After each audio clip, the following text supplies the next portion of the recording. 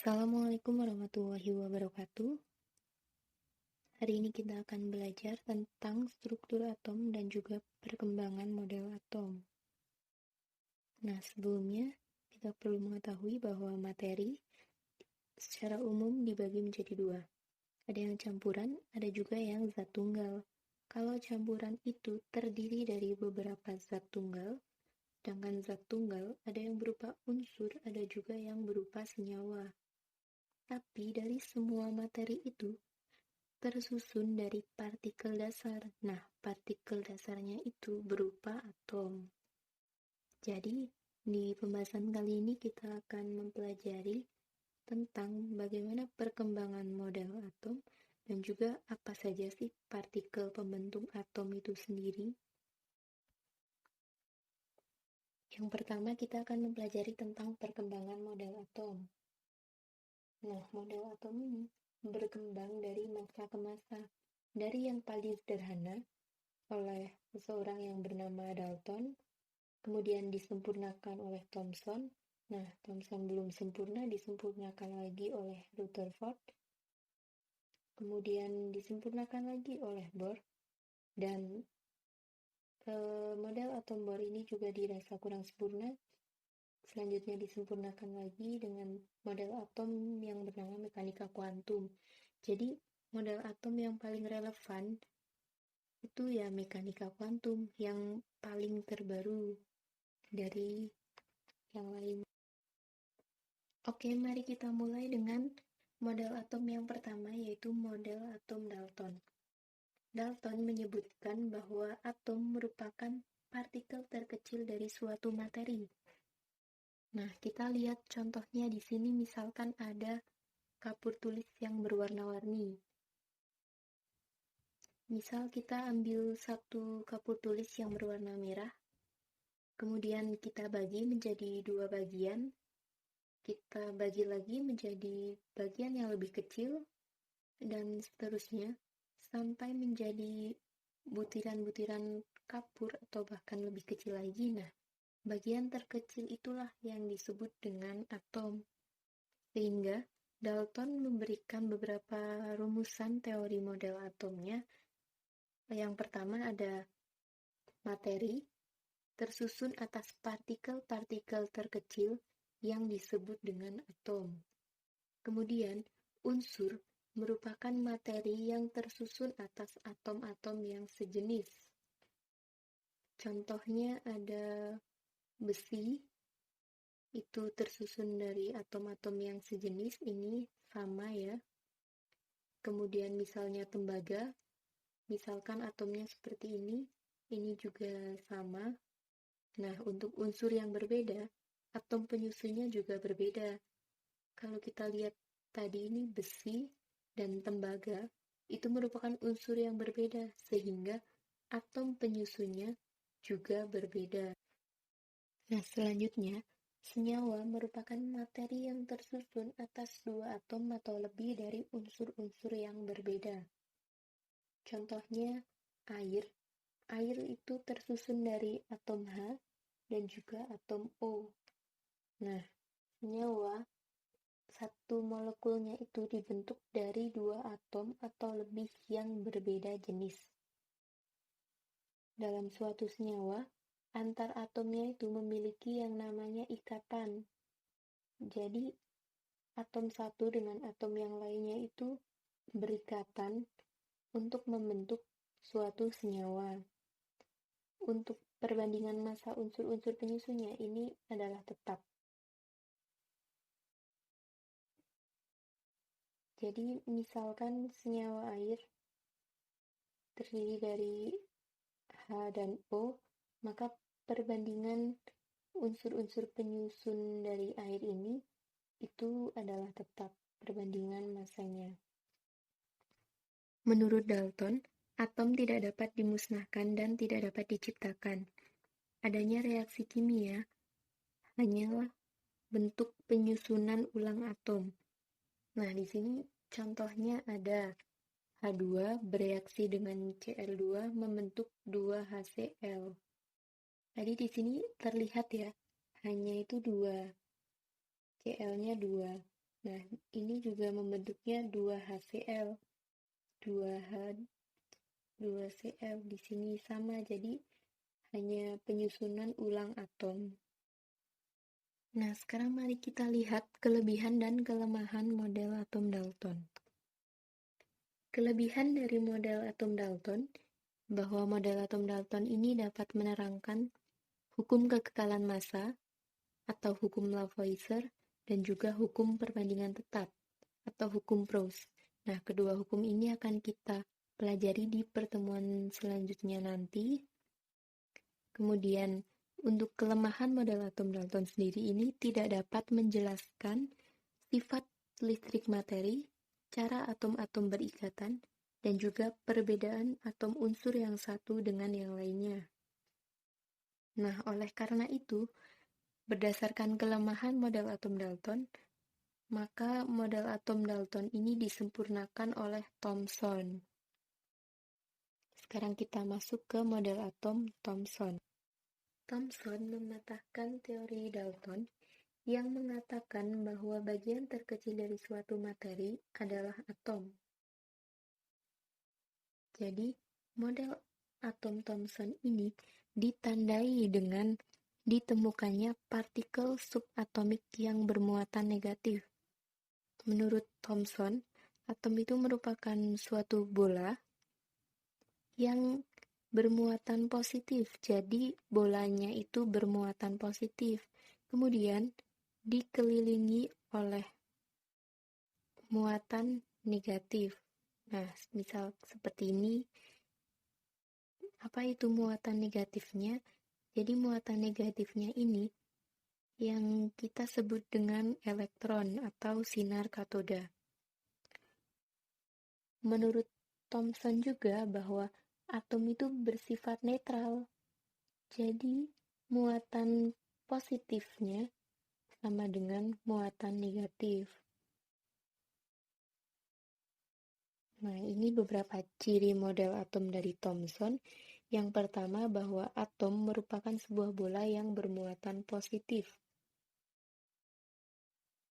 Nah, kemudian di dalam bola bermuatan positif tersebut terdapat elektron yang tersebar merata. Seperti gambar di slide sebelumnya itu ya. Kemudian, jumlah muatan total elektron selalu sama dengan muatan positif atom, sehingga atom bersifat netral. Nah, jika atom kehilangan satu atau beberapa elektron, maka muatan atom menjadi positif.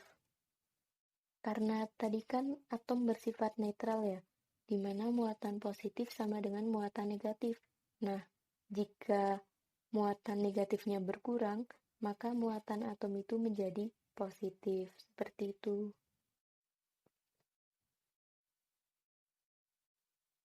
Nah, karena muatan atom yang positif, maka disebut dengan ion positif.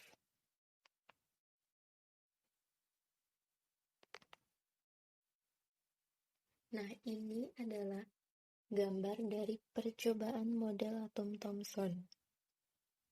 Jadi, Thomson menggunakan tabung sinar katoda ini ya, yang merupakan tabung kaca yang sebagian besar udaranya sudah disedot keluar, dilengkapi dengan dua lempeng logam yang bermuatan positif atau katoda dan juga lempeng logam yang bermuatan negatif atau anoda. Dihubungkan dengan sumber tegangan listrik yang bertegangan tinggi. Nah, Thomson menduga bahwa sinar katoda ini merupakan suatu partikel sebab dapat memutar baling-baling yang diletakkan di antara katoda dan juga anoda. Sinar katoda memiliki beberapa sifat. Yang pertama, merambat tegak lurus dari permukaan katoda menuju anoda. Yang kedua, merupakan radiasi partikel sehingga terbukti dapat memutar lempengan logam. Dan bermuatan listrik negatif sehingga dibelokkan ke kutub listrik positif dan dapat memandarkan berbagai jenis zat, termasuk gelas. Nah, untuk membuktikan apakah sinar katoda terdiri dari partikel yang bermuatan, Thomson menggunakan magnet dan piring yang bermuatan untuk membelokkan sinar katoda. Jadi ini berkas sinar katodanya, kemudian Thomson menggunakan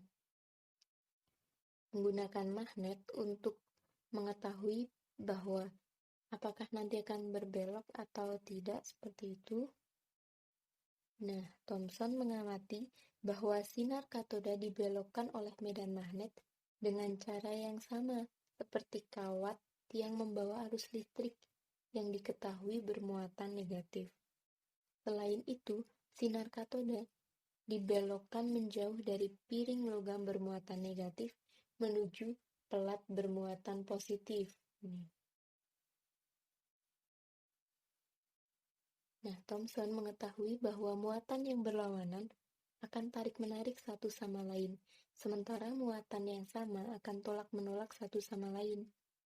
Maka dari itu, dari percobaan ini, di mana menunjukkan berkas sinar katoda yang berbelok ke arah positif, maka sinar katoda sebenarnya adalah aliran dari partikel-partikel bermuatan negatif yang bergerak dengan kecepatan yang sangat tinggi.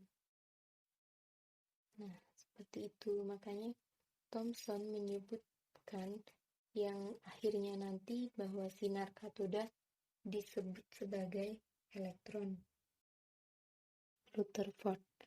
Di mana menurut Rutherford ini, massa atom tidak tersebar merata, tetapi terpusat di inti atom yang ukurannya 1:10.000 dari atom tersebut. Jadi bisa diperkirakan ya bahwa ukuran inti atom itu sangat kecil sekali. Karena 1:10.000, jadi kecil sekali. Nah, inti atom itu bermuatan positif. Kemudian terdapat elektron yang beredar mengelilingi inti atom. Nah, ini percobaan dari Rutherford, di mana Rutherford melakukan percobaan dengan menembakkan sinar alfa. Ini ya, menembakkan sinar alfa melalui lempeng emas. Nah, ternyata didapatkan bahwa sebagian besar sinar alfa ini menembus lempeng emas atau lolos itu. Nah, ini ya. Jadi sebagian besar lolos, ada juga yang dibelokkan dan ada yang dipantulkan, tapi hanya sebagian kecil. Nah, kelebihan dari model atom Rutherford ini dapat membuat hipotesis bahwa atom tersusun dari inti atom dan elektron yang mengelilingi inti atom. Nah, kelemahannya bahwa Rutherford tidak dapat menjelaskan mengapa elektron tidak jatuh ke inti atom, sedangkan berdasarkan teori fisika, gerakan elektron mengitari inti atom disertai energi, maka semakin lama energinya akan semakin berkurang, sehingga elektron bisa saja mendekati inti, kemudian jatuh ke inti. Tapi kenapa kalau menurut Rutherford ini elektron tidak dapat jatuh ke inti? Nah, jawaban dari pertanyaan itu yang merupakan kelemahan model atom Rutherford dapat dijawab oleh Bohr dan disempurnakan lagi model atom yang menurut Bohr. Melihat beberapa kelemahan menurut Bohr dengan postulatnya bahwa elektron mengelilingi inti pada tingkat energi tertentu. Nah, elektron mengelilingi inti tidak memancarkan energi, sedangkan tingkat energinya itu yang disebut dengan kulit atau orbit. Nah, seperti ini. Jadi, ini inti atomnya, kemudian terdapat kulit di sekitar inti atom atau orbit gitu ya. Nah, ini ada kulit K, kulit L, kulit M, kulit N, dan seterusnya. Jadi menurut Bohr ini, elektron mengelilingi inti tidak memancarkan energi, tetapi hanya pada tingkat energi tertentu, cukup di kulit itu sendiri. Nah, ini penjelasannya. Yang pertama bahwa di sekitar inti atom terdapat orbital-orbital stabil yang ditempati elektron. Elektron tidak menyerap atau memancarkan energi. Jika elektron berpindah dari satu orbit stabil ke orbit stabil lainnya yang memiliki jari-jari lebih kecil, maka elektron itu akan memancarkan gelombang elektromagnetik dengan frekuensi yang sebanding dengan selisih tingkat energi dua orbit stabil tersebut. Teori Bohr dapat menjelaskan spektrum gelombang elektromagnetik yang memiliki pola tertentu. Tapi masih saja model atom Bohr ini memiliki kelemahan di samping memiliki kelebihan. Nah, ini ada kelebihan dan kelemahan dari model atom Bohr. Kelebihan dari model atom Bohr dapat meramalkan garis dalam spektrum atom hidrogen. Kemudian, Bohr juga menemukan sekumpulan garis halus jika atom-atom yang dieksitasikan diletakkan pada medan magnet. Kemudian, kelemahan dari model atom Bohr ini bahwa yang pertama, struktur garis halus tidak pernah berhasil memeriksa spektrum selain atom hidrogen. Jadi, hanya spektrum atom hidrogen. Kemudian, belum mampu menjelaskan adanya struktur halus pada spektrum. Dan belum dapat menerangkan spektrum atom kompleks, intensitas relatif dan tiap garis emisi, dan efek Zeeman. Atom selanjutnya untuk menyempurnakan teori atom Bohr yaitu model atom mekanika kuantum. Dasarnya ada dua. Yang pertama tentunya berdasarkan kelemahan model atom Bohr.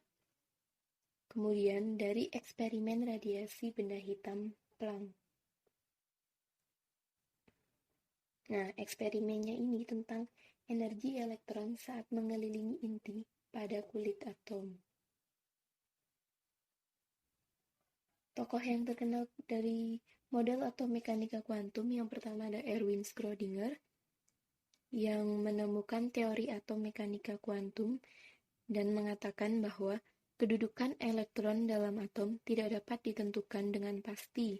Yang dapat ditentukan adalah kemungkinan menemukan elektron sebagai fungsi jarak dari inti. Selanjutnya, Werner Heisenberg yang menemukan asas ketidakpastian Heisenberg, yaitu tentang bahwa kedudukan partikel seperti elektron tidak dapat ditentukan dengan pasti pada saat yang sama. Nah, untuk itu ditemukan 3 hal tentang model atom mekanika kuantum. Yang pertama ada daerah atau ruang dengan peluang terbesar menemukan elektron disebut orbital. Kemudian, lintasan berbentuk lingkaran dengan jari-jari tertentu disebut orbit. Dan salah satu memaparkan orbital adalah dengan pola titik-titik densitas atau kerapatan. Nah, ini beberapa ciri khas dari model atom mekanika kuantum. Yang pertama, gerakan elektron memiliki sifat gelombang sehingga lintasannya atau orbitnya tidak stasioner seperti model atom Bohr, tetapi mengikuti penyelesaian kuadrat fungsi gelombang. Bentuk dan ukuran orbital bergantung pada harga dari ketiga bilangan kuantumnya. Nah, nanti kita akan mempelajari apa itu bilangan kuantum. Kemudian posisi elektron sejauh 0,529 dari inti H menurut Bohr bukannya sesuatu yang pasti, tetapi boleh jadi merupakan peluang terbesar ditemukannya elektron.